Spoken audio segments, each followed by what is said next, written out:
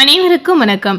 இன்னைக்கான ஜோதிட பதிவில் நம்ம என்ன தகவலை பார்க்க போறோம் அப்படின்னு பார்த்தீங்கன்னா, மார்ச் மாதம் 18ஆம் தேதி பங்குனி 4ஆம் நாள் பார்த்தீங்கன்னா அமாவாசையானது வருதுங்க. இந்த அமாவாசைக்கு பிறகு ஒவ்வொரு ராசி நேயர்களுக்கும் ஏற்படக்கூடிய அற்புதமான மாற்றங்களை நாம இந்த வீடியோ மூலம் பார்த்து தெரிந்து கொள்ளலாம். இந்த அமாவாசை பார்த்தீங்கன்னா சாதாரணமாக வரக்கூடிய அமாவாசை அப்படின்னு சொல்லவே முடியாதுங்க.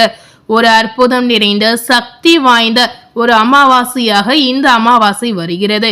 பங்குனி மாதத்தில் வரக்கூடிய தனி சிறப்பு வாய்ந்த ஒரு அமாவாசை அப்படின்னே சொல்லலாம்.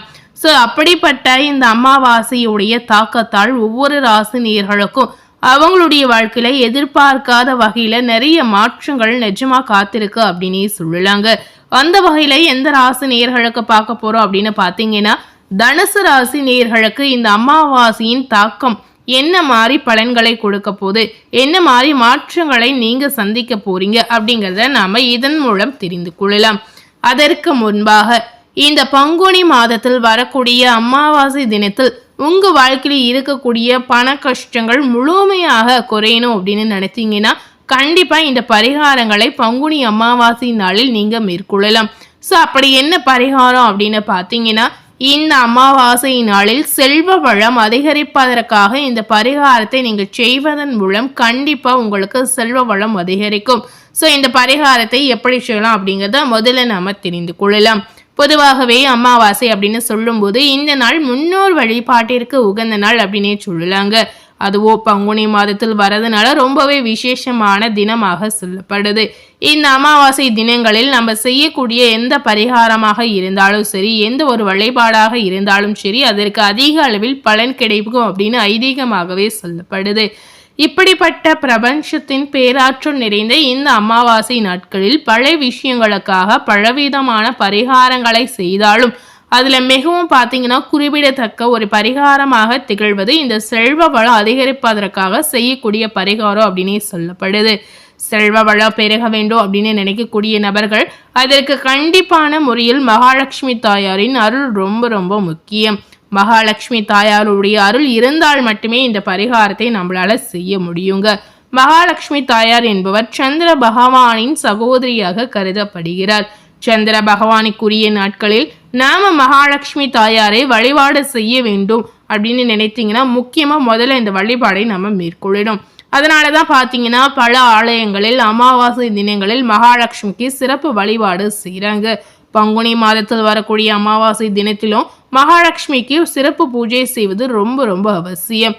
அதுவும் பார்த்தீங்கன்னா வட மாநிலத்தை சேர்ந்தவர்கள் ஒவ்வொரு அமாவாசையிலுமே மகாலட்சுமி வழிபாடு செய்வார்களாம். அதனாலதான் பார்த்தீங்கன்னா அவர்கள் இன்றளவும் செல்வ செழிப்புடன் வாழ்வதாக சொல்லப்படுது. இப்படிப்பட்ட அமாவாசையில் சிறப்பு மிகுந்த அமாவாசையாக திகழக்கூடியது இந்த பங்குனி அமாவாசைங்க. இந்த பங்குனி அமாவாசை தினத்துல மகாலட்சுமி தாயாருக்கு நீங்க வழிபாடு செய்வதன் மூலம் உங்களுக்கு என்ன நன்மை உண்டாகும் அப்படின்னு பார்த்தீங்கன்னா, பலவிதமான மாற்றங்கள் எதிர்பார்க்காத வகையில் நிச்சயமா உங்களுக்கு உண்டாகலாம். மகாலட்சுமி தாயாருடைய அருளை பெறுவதற்கு கண்டிப்பா இந்த பரிகாரத்திற்கு முக்கியமாக 3 பொருட்கள் ரொம்ப ரொம்ப அவசியம். அந்த பொருட்கள் பார்த்தீங்கன்னா மகாலட்சுமி தாயாருக்கு பிடித்தமான பொருள் அப்படின்னு சொல்லலாங்க. பிடித்தமான பொருள் அப்படின்னு பார்க்கும் பொழுது வாசனை மிகுந்த பொருட்கள் மகாலட்சுமிக்கு ரொம்ப ரொம்ப பிடிக்கும் அப்படின்னு சொல்லப்படுது. ஸோ இந்த 3 பொருளை வைத்து மட்டுமே நாம இந்த பரிகாரத்தை நிச்சயமா மேற்கொள்ளலாம். முக்கியமாக இந்த 3 பொருள் என்ன அப்படின்னு பார்த்தீங்கன்னா, குறிப்பாக பார்த்தீங்கன்னா ஏலக்காய், கிராம்பு, பச்சை கற்பூரம், இந்த 3 பொருட்களும் மிக சிறப்பு வாய்ந்த பொருட்களாக மகாலட்சுமி தாயாருக்கு பிடித்தமான பொருளாக அமைகிறது. இந்த 3 பொருட்களும் எந்த இடத்தில் இருக்கிறதோ அந்த இடத்தில் மகாலட்சுமியின் அருள் பரிபூரணமாக கிடைக்கும் அப்படின்னு ஐதீகமாகவே சொல்லப்படுது. அதனாலதான் பாத்தீங்கன்னா பங்குனி அமாவாசை மட்டுமல்லாமல் ஒவ்வொரு அமாவாசை தினத்திலுமே இந்த 3 பொருட்களையும் ஒன்று சேர வைத்து மகாலட்சுமி தாயாரின் படத்திற்கு முன்பாக நம்ம வைத்து இந்த பரிகாரங்களை மேற்கொள்ளலாம். இந்த பரிகாரத்தை எப்படி செய்யலாம் அப்படின்னு பார்த்தீங்கன்னா, உங்களுடைய வீட்டில் இருக்கக்கூடிய பூஜை அறைக்குள் மகாலட்சுமி தாயாரின் படத்திற்கு முன்பாக சிறிய துண்டு பச்சை கற்பூரம் எடுத்துக்கொள்ளுங்க. ஒரே ஒரு கிராம்பு மற்றும் ஒரே ஒரு ஏலக்காய் எடுத்துக்கொள்ளலாம்.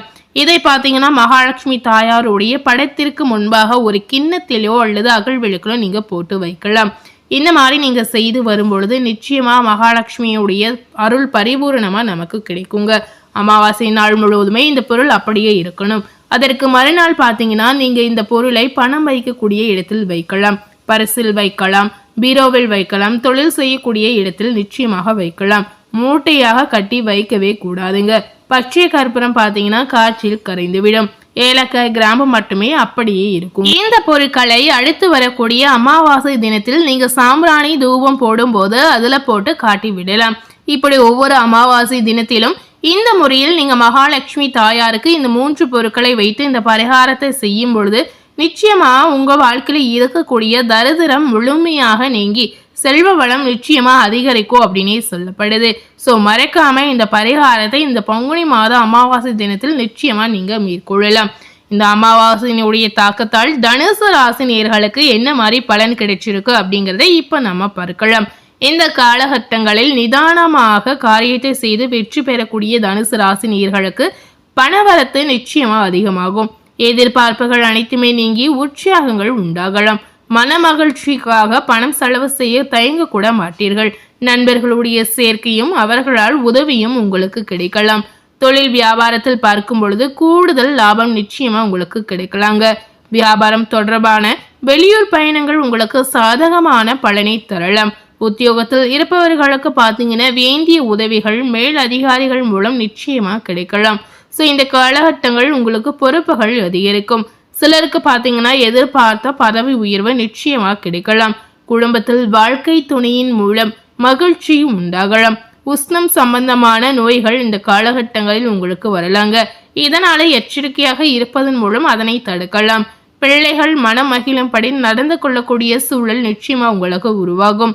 வீண் விவகாரங்களில் தலையிடுவதை நீங்க தவிர்க்கலாம். அது போலவே கலைத்துறையில இருக்கக்கூடிய தனுசு ராசி நேயர்களுக்கு இந்த அமாவாசையினுடைய தாக்கத்தால் இந்த காலகட்டங்களில் பார்க்கும் பொழுது எதிர்ப்புகள் நீங்கலாம். பணவரத்து உங்களுக்கு மன மகிழ்ச்சியை தரலாங்க.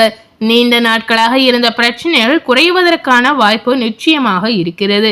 அரசியலில் உள்ள நேயர்களுக்கு எந்த ஒரு காரியமும் சாதகமாக முடியலாம். விருப்பமானவர்களுடன் சந்திப்பு நிச்சயமா உங்களுக்கு ஏற்படும். பெண்களுக்கு பார்த்தீங்கன்னா தாராளமாக பணம் செலவு செய்து தேவையானவற்றை வாங்கக்கூடிய சூழல் நிச்சயமா இருக்கிறது. மனதில் உற்சாகங்கள் பிறக்கலாம். தேவையான உதவிகளும் இந்த காலகட்டங்களில் நிச்சயமா உங்களுக்கு கிடைக்கலாங்க. மாணவர்களுக்கு பொறுப்புகள் அதிகரிக்கும். கல்வியில் முன்னேற்றம் அடைய தேவையான உதவிகள் மாணவர்களுக்கு இந்த காலகட்டங்களில் கிடைக்கலாம். இந்த காலகட்டம் பொருட்களை களவு கொடுக்கக்கூடிய சூழல் சில நேயர்களுக்கு உருவாகலாம். அதனால உங்களுடைய பொருட்களை நீங்களே கண்ணும் கருத்துமாக பார்த்து கொள்வது ரொம்ப ரொம்ப முக்கியம். புதிய நண்பர்கள் கிடைக்கலாம். அறிமுகம் இல்லாதவர்களின் வீட்டில் எதையுமே நீங்க இந்த காலகட்டங்களில் சாப்பிடவே கூடாதுங்க. இந்த அமாவாசைக்கு பிறகு வரக்கூடிய நாட்கள் நீங்க அமைதியாக இருந்தாலும் வீண் சண்டைகள், வீணான குழப்பங்கள் உங்களை தேடி வருவதற்கான வாய்ப்புகள் நிச்சயமா இருக்கிறது. ஸோ இந்த மாதிரி விஷயத்துல நீங்க கவனமாக இருக்கணும். தகுந்த வரன் கிடைத்து தனுசு ராசினியர்களுக்கு திருமண ஏற்பாடுகள் நடக்கலாம். வீடு, நிலம் மற்றும் வாகனங்கள் வாங்கக்கூடிய யோகங்கள் உண்டாகலாம். இந்த காலகட்டங்களில் தொழிலில் நல்ல லாபங்கள் கிடைக்கலாம். ஆனாலும் பார்த்தீங்கன்னா கவனமுடன் நடந்து கொள்வது முக்கியம். போட்டி தேர்வுகள் சாதகமாக அமையலாம்.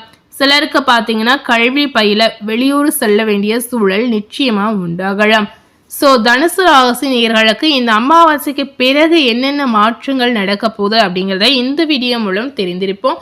அது போலவே இந்த காலகட்டங்களில் நீங்கள் எந்த மாதிரி பரிகாரங்களை செய்யலாம், எந்த மாதிரி தெய்வ வழிபாடுகளை மேற்கொள்ளலாம் அப்படிங்கிறத முக்கியமாக நீங்கள் தெரிந்து கொள்ளலாம்.